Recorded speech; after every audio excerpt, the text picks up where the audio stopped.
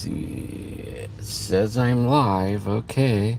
Guess I don't need that on my mic. So I'm gonna put that down. And I probably should see if I can put this on here. Huh. Well. Well, I'm live. Hey, it's been a while, guys. Let me try this. Let me see here. Not this one. This one. Hopefully this works. I'm gonna mic up real quick. I know this mic's working, but I don't want to hold it.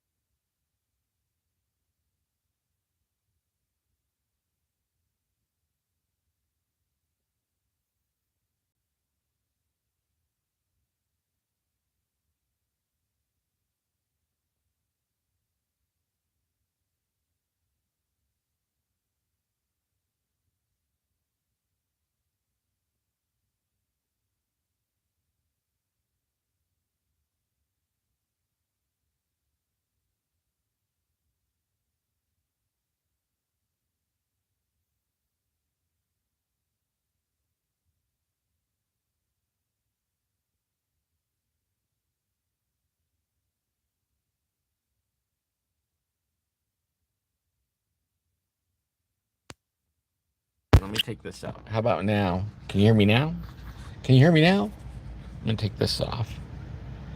You should be able to hear me, right? Hi, Ivy. You can hear me now? Okay, I'll just hold this thing, I guess. Yeah, the other one, yeah, car alarm went off. I'm glad you guys didn't hear that part.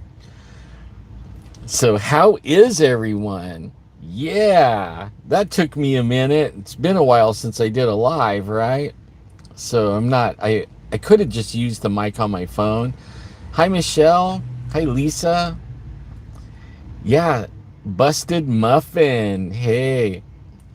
Yeah, so the back surgery worked and it has fixed me right up, except for my 3-year-old niece that lives with me.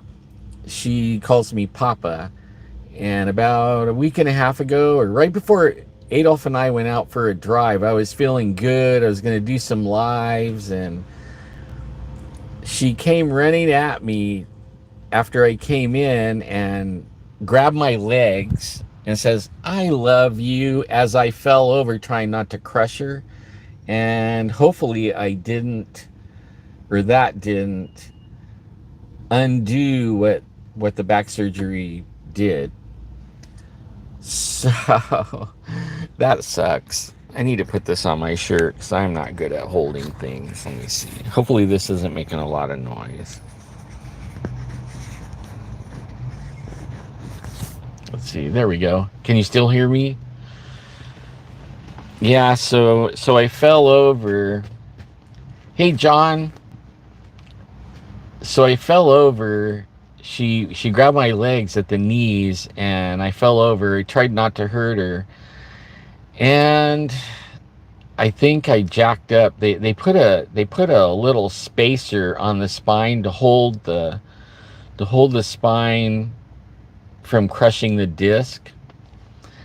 And I think I dislodged that thing. So here in the next couple of days, I'm going to do a CT scan, and they're going to see if that happened. Then there's going to be another surgery. If it didn't happen, then all I got to do is just kind of heal some more. And May 4th will be 90 days since the surgery, and it was a rough one. This is my second one, and the first one was easy. I by this time on the last one, I was running marathons. Well, not really, but you know what I mean. Like, I was getting around pretty good. This one, they had to go in two places, and boy, it it's been taking a minute to heal. And then the little trip and fall over the knees set me back. So, but I'm hopeful. Yeah, that, ouch. Yeah, it hurts pretty good. And so I haven't really been motivated to do very much. But today, my wife started a new physical therapy, so I have like an hour, and we'll see how that goes. She had a surgery right before my surgery on her wrist, some kind of carpal tunnel type surgery. So now she's doing physical therapy for that. And I should be in physical therapy for my back, but they said CT scan first, see what happened. Hopefully not another surgery. And then April. We're in April, and that's like April is the anniversary. April 1st is the anniversary of the doctors blocking the artery in my leg and putting me in a wheelchair for like 5 years. And actually, the whole start of this whole, where I'm at this life, right? I went from casino executive, highest paid guy, getting ready to work for Steve Wynn. In fact, I was thinking about calling Steve Wynn up and see. I heard he retired, and I thought about calling him up, asking him if he remembered me. I'm sure he will. And chatting with him and see where that goes, because it would be fun to hang out with him. PT on the hip is a no-go. Yeah, see, that's what the PT hurts me too, and I'm gonna fake like I'm hurt, even if it doesn't hurt the first time. I'm gonna fake like, no way, I'm not doing it, because that's just torture. I don't care. I walk and I do stuff, so I don't need to sit on the bicycle, because I have the problem with the leg too. And they want you to do all these exercises my leg can't even do, and hasn't been able to since they blocked the artery and saved my leg. So that's one anniversary, and that was 2000, April 1st of 2000. That's when that happened. And then in April 26, 1986. So that was like a bummer, right? And I heal pretty fast usually. Ah, man. Yeah. Same as these clamps on, or these spacer things on the back. They're not, they you can't bend over very good. Twisting kind of hurts a little bit, or it's limited movement. But yeah, so the other anniversary on April for me is a good one. In April 26, 1986, that's when I found God, and he helped me quit drinking. So at first I'm like, I don't know, the April 1st, it's like a bad joke, April 1st joke, but it changed my whole life. So every time that part of every time April 1st rolls around, or April, I wind up the first part of it lamenting what I lost, even though I know God put me where I am right now, or otherwise I wouldn't even know you guys. I wouldn't have done all the things that I do or have done since.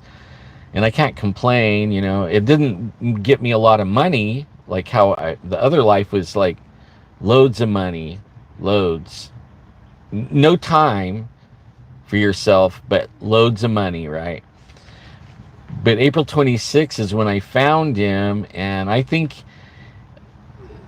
so. Then when I get in, like towards now, the end of April, I'm kind of celebrating and talking to God a lot, and because that changed my life a lot. I was, I know you guys already know, I was in jail, and I'm getting ready to spend 30 years in prison for attempted manslaughter with a vehicle. Attempted meaning I tried to run over 30 people. Yeah, that was a bad time. But God saved me out of that. He saved my marriage. He saved my job. He saved my life.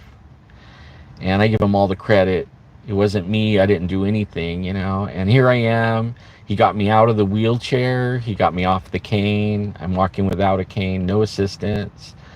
So really, April's just a weird month for me. A weird month.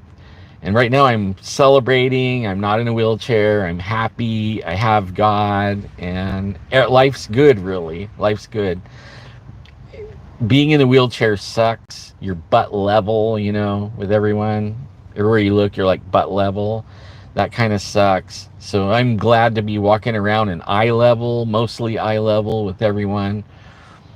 Because that butt level thing really sucks. It stinks. I should say it stinks being butt level with everyone. But yeah, so that's where I'm at in April. How's everyone else, man? How is everybody doing? Isn't this year actually April again, April? Isn't it an amazing April right now? We got the Doge or whatever they are, whatever, Doji or Doge or whatever you call them. You got the Trumpster bringing our 2A rights back, actually bringing us back to the Constitution, which is wonderful. And from my research way back, a long time ago, there's going to be a string of events, okay? And it actually is going to end Christmas. So it's going to be like April showers. That was this month. And then it's a hot August, right? And I can't remember what September is, but October is Red October. So we got a lot of stuff to go down here until Christmas. We're going to have a good Christmas. So starting off the new year, next year should be really like a celebration, or what they're calling a golden age. So there's that, and I see, I don't have anything to do, so I do a lot of research online. I have my tablet and I just lay there with it on my chest and watch videos, read articles, news, do a lot of research, read up on Q again, because actually he gave us all the clues. That's where I got the April showers, and it actually started in January. All the things that we're seeing started in January, and the one that really started was D-class. Starts everything. So they declassified the JFK stuff. Yeah, it's really hot here too, man. August is hot. I guess everywhere you live, it's hot. And everybody's ready for fall, right? By August, everybody's actually here. September, August and September. September is blistering hot here usually. But everybody's ready for winter, and I'm actually looking forward to the summer. If I don't have to do another back surgery to fix this, I'm going to be out doing my thing in the woods. I already been talking with Adolf and Javier 559, Cryptid 559 Javier, and we're going to do some fun stuff, And I won something off the internet. Can you believe that? I won something. It's a night NGN let's see, NVG, night vision goggles, like a $500 set of night vision goggles, and it'll be sent to me sometime in the 1st of May. Yeah, in the 80s, huh? 80s was a good, that was a good decade for me. That I started in the casino in the 80s, and I wasn't a director of anything or even a marketing manager, or I was just a lonely little guy making player club cards. When you go in the casino, you go get your player club card, and I think I was making $8 an hour, something like that. But within the year, before the year was out, I was the marketing manager over all of marketing, the gift shop, the player club, and doing a lot of setting up and taking down of the promotions, and going out to baseball games, football games, concerts, and promoting the casino. And then before the next year was out, I was a marketing director, and I was over everybody, and writing my own promotions, buying all the advertising, writing all the advertising, the messages, and dreaming up these great promotions. Give away this, give away a house, give away 50,000, give away cars, motorcycles, all kinds of stuff, and it was fun. Like, I had major, what do you call major promotions, like that ran for sometimes from 90 days to 6 months, and that would be for big ticket things. And then I had weekly or daily ones, but weekly. So I had two for Totally Tuesday, right? And I would change the names. So, but Totally Tuesday was my funnest one. I kept that one all the time. Yeah, in the 70s. Wow, man. That's the year I got married, in that decade. It was a good decade. We married in 1977. Just for, like, I graduated a year early. Um, and I was painting in the painters union by then, and actually working as I can't remember what they're called. It was a sheriff, but you don't get paid. I can't remember what it is, but I worked there. My dad and uncle were sheriff deputies, so I got in there, and I was a reserve deputy for, I don't know, a year, but I was painting at the same time. And then I went to paid reserve, and then I went to straight up uh, working there, and until I figured out I did not like when they called my badge number on the radio and sent me somewhere that was dangerous, with people with guns that was aiming at me, right? And the adrenaline rushes, that's what everybody's addicted to. Your number comes up, they tell you to go somewhere, you have no idea really what you're going to get into. You hear the ones I didn't like the most was like a civil disturbance. That would be like a husband and a wife. And you get over there, and the husband's beating the hell out of his wife or girlfriend. And you go over there and grab him and throw him on the ground and try to handcuff him. And all of a sudden, the girlfriend or the wife's beating on you. Leave him alone. Don't hurt him. It's like, didn't you call for this, right? What? Don't hurt him. Don't hurt him. And while they're beating you with something. So you wind up arresting both of them. But dangerous, dangerous. I don't like that. I rather give things away, like at the casino. Like, you want a car? Yeah. So, but yeah, so I'm just rambling. Hey, I'm just rambling. I'm excited. Like, I have a conflict going on in my brain, and it has to do with God and what He's showing me, opposed to what we're seeing in the news, and what we know to be coming as the golden age and stuff like that. He's showing me not good things, like destruction, buildings burning, and no law and order. And thank you. I feel a lot healthier. I'm in a lot of pain though, but I feel a lot healthier. I got to leave my messages on in case my wife messages me early, because we don't know. This is her first time at physical therapy. They said an hour, but who knows? It's been like 28 minutes. I'm keeping track of it. The birthing pains. Okay, so there's one thing that I researched a lot over the last 10 years, and that was the dragons, the white dragon and the red dragon.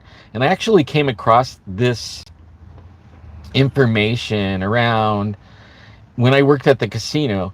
I was the marketing director, and I was also over the computer department. The whole thing. I was the network admin over the whole casino, all the computers, the machines, everything in there. And I also was the food and beverage director, acting food and beverage director, acting network administrator, and I was the marketing director. And I could do, like, it was supposed to be 3 months and that's it, and they hire somebody. They never hired anybody. I was acting for 3 years. Oh, and I was the highest paid guy. I was getting the salary of the marketing director, the salary of the network administrator, and the salary of food and beverage director. Not complaining, right? Not complaining. Working my ass off, though, like 18 hours a day sometimes, like Friday, Saturday, it was 18 hours. Other than that, it was around 12. So not bad, not bad. Even with 300 and something employees, I still had to put that much hours in because everyone was paralyzed. They're afraid to make a decision, and they're afraid to screw up. Hey, Velvet. So back in 2001, or really 2000, around 2000, and I'm sure it was in 2000, maybe even 1999, when the internet came on. I was the network administrator, and I had a backup twice a day. I had to back up all the mainframe computers running the slot machines and all that. So all the data would come in, and then I had to back that up twice a day, make 2 copies of it, one to stay on property and then one to go off property in case something happened, like the casino burned down or the off property, something damaged it there. That way they always had a copy. But that took like 3 hours. Back in the day, it went on a tape. So it took 3 hours to back up the system, and I never could hire anybody that knew what to do, or if when they did, they would screw it up, and you can't screw that up, right? The backup of all the slot machines, you can't screw it up. So I would have 3 hours to sit there and download all this information onto a big fat magnetic tape. That's how we saved it. And then copy that onto another magnetic tape so that we had 2 of them, 2 masters.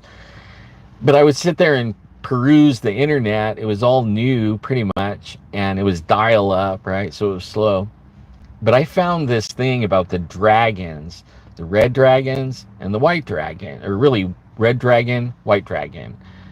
The white dragon was good, the red dragon was bad. And every 500 years, the dragons would have a battle. And if the red dragon won, then the world would be under the red dragon. And if the white dragon won, then we would be under the white dragon, which was good. It would be a good world. But during that time of change from one dragon to the next dragon, a lot of bad things happened in the world to people. There was turmoil everywhere while that change happened, right? Well, this year is the year of the dragon, or maybe it was last year, but the white dragon won. Okay, so we've actually been under the red dragon, or the earth has been under the red dragon for 1,000 years so far, 500. So the red dragon won over the white dragon 500 years ago and got another 500. And way back before that, the white dragon actually had 1,000 years. And people say that the red dragon is the devil and the white dragon is Jesus. I don't know. but I do know it's a thing, and you could go look this up. A lot of it's still there. Some of it's been wiped right off the internet. Don't know where it went. Back in the day, you could find everything and you could read all about it. Now you have to really dig and change your keywords and stuff like that to find stuff. But it's some of it's there and you can find it. So this time the white dragon won, and we're going under the white dragon, but that doesn't mean it's all good yet. Okay, it means that there's going to be turmoil while the white dragon takes over. They're going to get rid of all the evil. For 500 years, the evil is going to be like put under the foot of the white dragon. And we're actually seeing that, like, and when they're talking about the golden age and information starting to flow and everything we learned is supposed to be a lie. Everything we learned is supposed to be a lie. And we're all going to hear the truth, and a lot of people aren't going to be able to handle it, from what I understand. And maybe that's so. I don't know. But here we are, right? And we're in this time, and the white dragon's taking over. But there's also another timing thing that God's been showing me, okay? And that is his calendar from the time Adam was born or created until today. And under this Adam and the human race thing, or his offspring, which we are, there's going to be 7 1,000-year days. Okay? 7 1,000-year days. And the Bible talks about it, and some extra biblical text talks about it. So in my research, I found that Jesus came at about 70 years or so at the end of the 4th day. So that means he was at the end of the 4th 1,000-year day. So 4,000 years, he was coming at the end of it, about to go into the 5th day of 1,000 years. So that would be, and there's only 7 days, okay, of 1,000 years. Now, jump to our calendar now. We know, and with our calendar, we're in 2025. And if Jesus was walking the earth and died in, say, I think it was AD 30 on our calendar, that's when he died, AD 30, that means we are at the end of the 6th day, getting ready to go into the final 7th day. Which means, like, if we're at the end of this, like 20, I think it was, I can't remember the exact date, but we would be somewhere in the neighborhood of 25 or 30 years from being at the end of the 6th day, because I think it was AD 70, maybe we're 50 years. So AD 70 is when Rome fell, and the temple was destroyed. Not one block would be stacked on the other, right? So the temple was destroyed, and then Rome fell, and then that's actually the start of the 5th day. So we have a few years till the end of where we are at the 6th day, but we're right at the end, okay? And it's subjective on how close or how far we are to the end of this 1,000-year day of the 6th day, leading into the final 1,000 years, the 7th day. Now, it talks about the 7th day. So what we're looking at on the 7th day is we're looking at the millennial kingdom, the 1,000 years, the final day of Christ ruling and reigning on the earth. So that means the rapture is going to happen somewhere between now and the start of that seventh day. And now at the end of, just like the dragons, the red dragon and the white dragon, at the end of these 500-year cycles that the red dragon and the white dragon fight about, and either one becomes the one that the earth is being ruled by, the 1000 years also, if you read extra, the Dead Sea Scrolls, which is verifies everything in the Bible completely, even more so than anything. I mean, you can't deny the Bible. If you read the Dead Sea Scrolls, you'll come to find out that it talks about some of the things the Bible talks about, but it just verifies it, okay? And it has extra stuff that the Bible doesn't talk about that gives you an idea, more of an idea of where we're at in time and all this, you know. And it's still, again, up for interpretation of your own self. You know, I suggest don't take my word for anything. Go research on your own while you can, while it's available. And every day or so, something new. They're still interpreting the Dead Sea Scrolls. So that information only came out like maybe 20 years ago, that you're able to read some of it. But every day a little more comes out, and they're still interpreting. There's still a lot, you know. And then some of it is missing, you know, like there'll be sentences, it's fragments, and they put them together, and then they decode it or whatever. So we're at the end of the 6th day. We're getting ready to go into the 7th day. So the rapture and the tribulation have to happen before the start of the 7th day. And just like on the 500-year thing, like I was talking about, every 1,000 years, when it goes from one 1,000-year day to the next day, there's turmoil and a battle and things happening, big things that are biblical, that the Bible talks about at the end of each thing, like the temple being destroyed in AD 40 or something like that, and Rome falling and all that.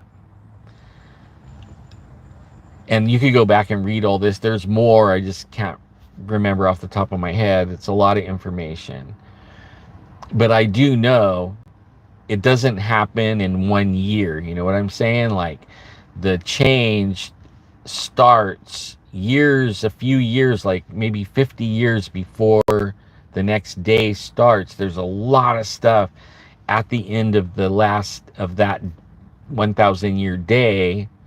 So say in the last 100 years of that 1,000 years, all kinds of crap goes down. And that would be looking like what we're in. We're in the last 100 years, or we're even within, I think, 100 years of going into that 7th day. And we've been seeing the crap go down, right, all around the world. And so I think what God is showing me, you know, and I've been praying about it a lot. I have a lot of time to pray right now, and He is showing me the destruction of evil on the planet, which will usher in this 7th day. Only the final destruction of this evil is in the tribulation. That's going to be like, I don't know if it's the last 7 years of the beginning of the 7th day, but it's towards the very end of it. Because there isn't anything that sets in stone any dates. It says you don't know the day or the hour, but you will know by the seasons, right? So like when you know, like I was just talking about, spring is coming, and we don't know exact day spring comes, and we can see that spring is coming, and then summer, and then we'll see when the leaves start falling and it gets cooler than winter, right? Well, that's the same way as how you see this end of the 6,000 years. events will start happening that the Bible talked about, leading to a culmination of exact prophecy, like the 7-year tribulation. And one of the big signposts that you know that you're very, very close to the end, and this is why I think we're closer than most people say, it talks about Israel becoming a nation again. That happened in 1948.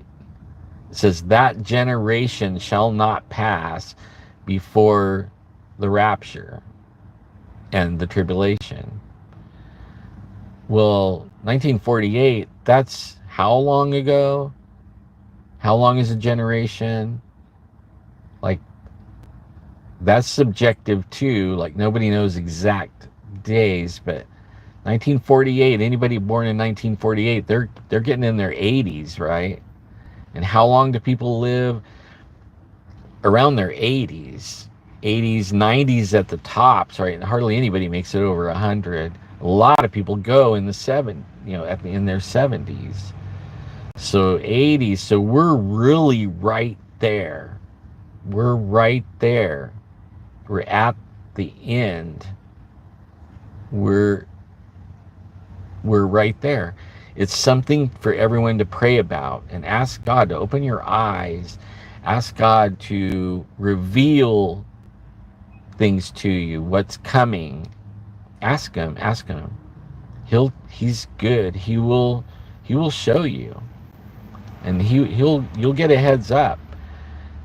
That's what he's been doing to me, but the heads up aren't all good. Like, the last dream I had was fighting the demons, and it had the devil comet, right? He said it was the devil was the worst demon was coming on a comet.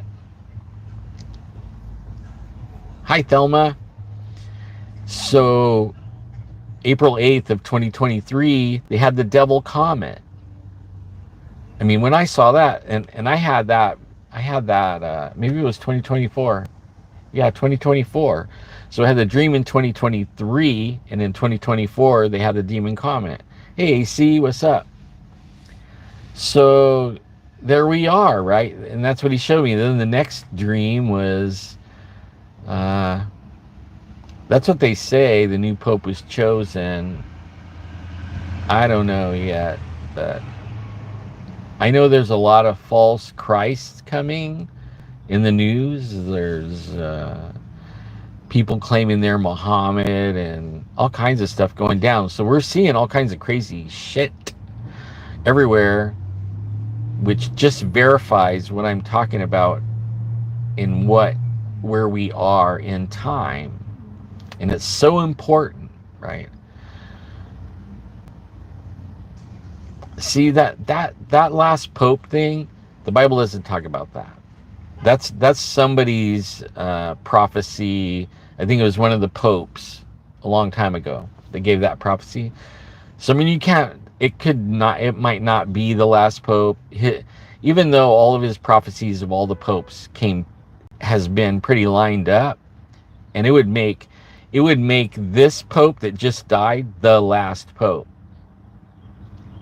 right? And there's people claiming that they're the last pope, but I don't think the Catholic Church has actually put a pope in yet. At least I haven't heard that. But there's people claiming they are, right? These are these messiahs that are coming on the scene. It's time to pay attention. It's time to pray and ask God for discernment so that you understand and you see things and you'll know if they're fake. You'll know if it's from God or not from God. It's so important to do that right now. And if you don't have God, it's time to get on your knees and ask him, if you're real, make yourself real to me, because he's real and he will. You don't have to take my word for it. Just talk to him and start a conversation and see what happens, okay? Because that's like really important. And that's actually what he's been laying on my heart, is he's showed me that if he showed up today, a lot of people wouldn't go because it's too easy. It's getting harder though, but it's too easy to deny that he's real. And he actually cares. If you read Jesus' words, he talked about how he created us. He chose us before he even put us in the womb, into our mom's womb. He chose us. He knew us before that, right? So that means we might have been around before we were actually created and born as a human, just like Jesus was. He was before too. He's been forever. He is God, the Trinity. And I think that we may have chose to be here during this time. So we're probably, and I think a lot of people wished or wanted to be at this time, and we lucked out that we got to be able to be at this time, in this time. So that means you're really important. Everyone is important right now. And because of that, the father of all lies, the red dragon, is going to lead you away from why you're here and what you're supposed to do, so that you miss the boat completely and you have your eyes focused on the world and what the world's doing to you and your family and humanity. And that isn't, he showed me recently, like, I shouldn't probably talk about this, but I've been asking him if I could retire. And what I mean by that is my whole life, from the time I found God, he's had me taking care of people. I took in foster kids. I help all my brothers and sisters. I've always had people living with us, and I still do to this day. And I want my peace and quiet. I want the hardship to go away, because it taxes your energy. It taxes your money, your patience. You lose being able to sit on the porch and drink a cup of coffee and be at peace. Things inside your house you can't do, Yeah, it's a good thing to do every night. A very good thing. But I was telling him I want to retire. I'm old, right? Well, he started dealing with me on that and told me that I'm not done. And why am I worried about what's in this world? Why am I worried about what my life is? There'll be a time where I should be looking to where all those things I'm desiring here I'll have for eternity, right? Forever and ever and ever and ever. So my heart, where is my heart? He said, where your heart is where you stay. I don't want to stay here. He told me everything in the world is falling apart. Everything. Everything rusts, everything falls apart, everything decays. We don't want anything here. We don't want anything here. Where we're going after this life, nothing decays. Nothing dies. Everything's good. So the people that put everything in the best home, the big money in the bank, the better cars, when people come asking for help, it's like, you're a man, go get it yourself, right? Go get a job, Jack. Nobody's moving in my house. I ain't helping nobody. I worked so hard for this. For what? Like it was just said in the chat, when you die, you don't take it with you. But if you don't earn stuff here by charity and loving everyone like God loves us, He doesn't care who you are, what you look like. He loves every single one of us. He said, do what I do, right? So you got to be loving everyone. I mean, this is what he's been dealing with me on. And this is where I'm at right now in my walk. He told me that he started teaching me about crowns. Show me some scriptures on crowns. I'm not going to go into it, but I'll let you know a lot of people that are in the world and they don't help people, they have an opportunity to gain a crown when they get on the other side. He's going to be passing out crowns for charity, for loving people, for giving up stuff, for not having the big house because you helped somebody, for not having the cars, not having the lifestyle because you gave it up to help somebody or to better somebody else. So you get crowns. What he showed me, what he taught me was, so say this person that was going to get this crown in heaven, but only they didn't help the person, but then you helped them. You just took that guy's crown. So there's rewards. Do you want your reward here or do you want your reward there? See, and that's what when I was looking these scriptures up, it talks about the crowns. It's in Revelation. It says the people, they get all these crowns and then they throw it back on Jesus' feet and say, we don't deserve this crown.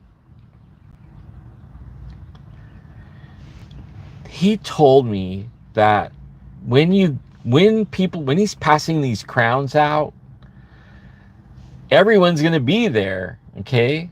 Even the people, if they even make it there, right? They're going to be around there. But he said even the people below and above, okay, so the below ones, the ones that didn't get to be there, everyone gets to see what happens in this kingdom.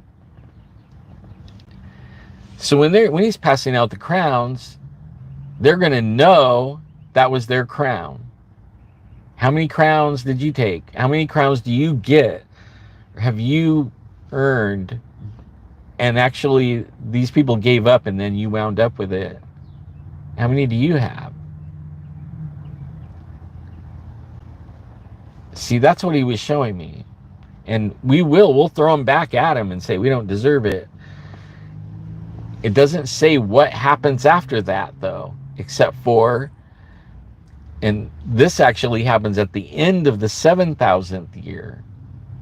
Okay, then all evil is destroyed forever and ever and ever and ever and ever. And there's probably a whole nother book to be written. This book only goes to the end of the 7,000th year or the 7th day. That's when this book ends.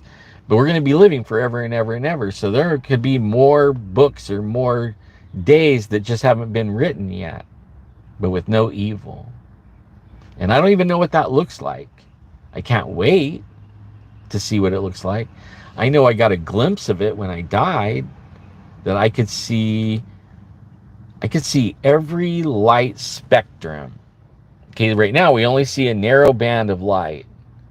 But when you're on that side, you see all the light spectrums. I hope so, Phoenix. I hope so. And when you're over there, you get all the smells. We don't smell everything. Like a dog can smell way more things than we could smell. We only hear in a very narrow band of the sound frequencies. Over there, you hear all the sound. Can you imagine, like, if there's music playing and colors everywhere and beautiful aromas, how cool that would be? I can't even describe it except to tell you, you see and hear and smell all. And I didn't get to taste anything yet, right? I haven't eaten anything over there. I just experienced those three little things traveling at the speed of thought. It's someplace you really want to be. It really is. And he's telling me, don't have a care. Don't fear your life. Don't have a care on this side. Don't worry about the big car. That is what I used to chase. I was the worst, you guys. Like, when I'm talking about casinos, the marketing director, the network administrator, the food and beverage. I mean, I was, like I was talking about, I'm going to call Steve Wynn and see, how he's doing and if he remembers me. I was the material man, highest paid guy, had everything. And if I didn't have it, I could get it, right? And now I have nothing, hardly anything, and a struggle to keep what I have. And there lies my lesson, right? He took my ability to walk. In 2001 of April, I nearly lost my leg. It was a miracle that I had a leg, and they told me I would never walk again. I lost everything. A 20-acre ranch with a big greenhouse, everything, guns, all these material things, money, I lost it all. And then for 5 years, I fought Social Security for disability, and I had nothing. But he blessed me with a landlady that let me live in her home without paying rent hardly at all for 5 years. I never had my power turned off. Everything was there. Even the internet stayed on, even though I couldn't afford it. Somehow, all those things for 5 years stayed on. There was food and people living with me. And a whole house full. Like, when you get up in the morning to go make coffee, you're stepping over bodies that were laying and sleeping in the floor. I mean, a dozen at least people that had no money, weren't paying anything, and we were feeding them. I mean, you guys, God is real, okay? God will take care of you when you have no way. He will take care of you. I am living proof of that. It is so important that we grab onto this right now, because I think he showed me one thing. He showed me that I'm excited about in this time of trouble that we're coming on. Even though everybody's saying golden age, blah blah blah, I'm telling you, the currency is going to go out. That things are going to go bad. Even though everything's looking really good, and one day, bam, everything's gone. Okay, nobody will have anything, no sustenance, food. But the people that can have faith, like me, will have food and be feeding people and have a place to live, the whole nine. But there'll be a little bit of stipulation on that. Like, you have to believe in God, otherwise you can't be helped, right? You'll lose your life. And I mean, you'll lose your life. The life that you go to when you die here, you will not have that. You will lose your eternal life. That means death. But I'm not trying to be like angry or mad, or I'm just trying to say where we are, right? Where we are. Absolutely. We're at the end. It's actually time to celebrate. He showed me there's going to be times where there's going to be anything to eat, but if you can pray and believe, it'll actually manifest in the other realm, in his realm that we can't see. But you could see, if you could see all of everything, you would be able to see it. But we're not in there yet, so we're only narrowed down to this little realm. But it'll actually manifest and be physical in the other realm, and then it will come across to this realm, and you'll have it in your hand. If you could believe all the way till it's in your hand. And pretty soon, that'll be the only way to get stuff. That's how bad it's going to get. That's what I'm talking about. This is going to be, oh, woe is me to a lot of people, except for me. And maybe some other people that can believe like that. But he also showed me that the people that have that faith will also cure diseases, grow legs back, raise the dead. There'll be so many miracles. Yeah, they're going to lose everything. Everybody's going to lose everything. Everyone. countries, right? Everyone. The one thing that he really worked on me lately is the racism thing between countries. They're all our brothers and sisters, right? Everyone's our brothers and sisters. We're all from the same place, Adam and Eve. And then after the flood, we were all from Noah, right? We're all related. And then we go to battle and we send people to kill people and destroy them and take from them. And like, what's that look like, right? Like, yeah, but that's where I'm at right now, and I'm actually happy. I don't have a real care in the world. I have everything I need, always. Yeah, I don't know where we're at exactly. All I do know is I know the season, right? I know the season. Not too good. I mean, actually good. We're actually getting ready to step into that 1,000 years. And one good thing, I'll leave you on a good thing, because I only got about 4 minutes, it looks like. I'm actually over, but I'll leave you with this. At the end of the 6,000 years, okay, when the rapture happens, everyone is going to change. So when Adam was created, he was created to live forever and never die. And when they sinned, his body died. He lived 900 and something years, almost 1,000 years, but he died. And forever after, men have died. Humans died. When Jesus died on the cross, he was the final sacrifice. He stole the keys to the kingdom back from Satan. So actually everything that his name has authority, so everything he can do, we can do, and more, with faith. But at the end of this age is when everyone's going to change in the twinkling of an eye. It doesn't just mean the rapture people. It means everyone.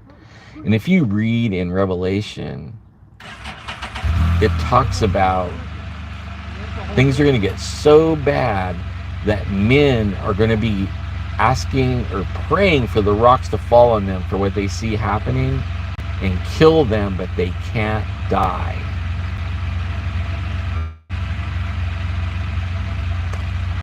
So we're going to get that body back where our spirit and our body and everything is immortal.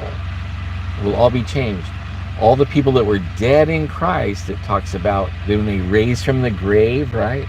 They're not talking about the graves busting open and people flying out, right? No, they're already in heaven or in hell, whatever. But their flesh will be reunited with their spirit, and they'll have that undying body that man was created with. That's exciting. That's exciting. For some it's not so exciting, but for me that's exciting. You'll actually be able to be spirit and flesh at the same time. I don't even know how to feel about that. But it's exciting. We're at the end of this book. So the last 1,000 years, everybody's going to live forever. Nobody's going to die. Nobody. There'll be no death. There'll be births, but there won't be any death. And I want one of those kind of motorcycles. What is it, a Spider? Nice. I don't know what they think about. I don't care what people think, you know. So I guess my wife's going to be... I probably need to go, you guys. I think about you guys. I think about you guys all the time. And oh, wait, I want to say one more thing. Did I showed you the guys that buck knife that I got at the at the pawn shop for $99. I just sold that for $350. And the little voice told me, don't go in that pawn shop and look at knives, look for a knife. And when I got in, there was only one knife for $99, and the guy told me it was fake. He thinks it's a fake. And I didn't buy it. I went out and I went and got my $99. I went back over there and bought it. It was the only knife in there, but it didn't look fake to me. It looked kind of real. It was the best fake I ever saw, a buck fake. Found out it was so rare, you can't find them on the internet. That's how rare. And I sold it for $350. And actually, when I listed it, eBay listed it at $425. But I was good with earning $200 on my 100. You know, after fees and everything, I made $200 on top of my getting my 99 back. You know, but yeah, so wonderful. But yeah, I gotta go. Everybody's leaving, and I have a feeling so is she, real quick. And I'm far out in the parking lot, in a shady spot. I found a shady spot. God's good. So, I pray God opens your eyes. I pray God give you discernment to know where we are in time. I pray God give you the desire to find Him. I pray He heal every person that hears me of any ailment. Grow a leg back. Heal the kidneys. Heal blood. Heal your nerves. Heal you from the top of your head to the bottom of your feet. Make you whole completely. In Jesus' name, bless every area of your life abundantly. Your relationships, your finances, your family, your job. Be blessed abundantly in Jesus' name. I pray it on every person that hears me. Every person. And I love you guys so much. I think about you all the time. Couldn't wait till I could do this. I will be back here. I'll be letting you know. Hopefully more than how it's been. But if I have another surgery, all bets are off. But if not, I'm feeling pretty good. And I'll be coming on and seeing you guys. So enjoy your day. I shall see you hopefully by the end of this week, hopefully, and let you know where I'm at even more. So see you soon.